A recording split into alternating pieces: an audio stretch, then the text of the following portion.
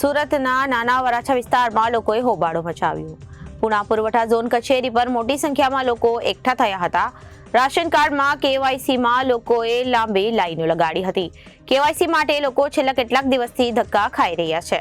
સુરતના નાના વરાછા વિસ્તારમાં હોબાળો।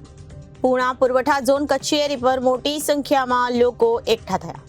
રાશન કાર્ડમાં કેવાયસીમાં લોકોએ લગાડી લાઈનો। કેવાયસી માટે લોકો છેલ્લા કેટલાક દિવસથી ધક્કા ખાય છે। લોકોનો આક્ષેપ છે કે એજન્ટો દ્વારા 100 રૂપિયા લઈને ફોર્મ ભરે તો તરત વારો આવી જાય।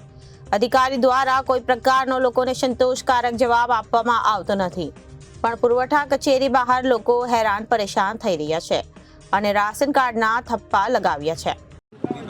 મારું નામ હરેશભાઈ છે અને અમારે કેવાયસી આધાર લિંક માટે આવ્યા છીએ રેશન કાર્ડમાં। પણ હવે અમારે પ્રોબ્લેમ એવો છે, આધાર કાર્ડ લિંક થયેલું છે પણ નંબર જુદો છે, બરાબર છે।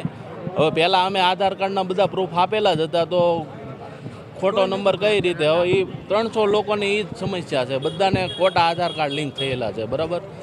તો હવે અમે 6 વાગ્યાના અહીંયા લાઈનમાં છીએ, બરાબર। તો હવે પાછળથી બધા કહે છે કે પાછળથી કામ થઈ જાય છે, પણ અહીંયા બધા હજી બહુ વ્યવસ્થાનો અભાવ છે। એટલે અમારી માંગ એ છે કે થોડું વહેલાસર બધાનું કામ થાય એવું કંઈક સરકાર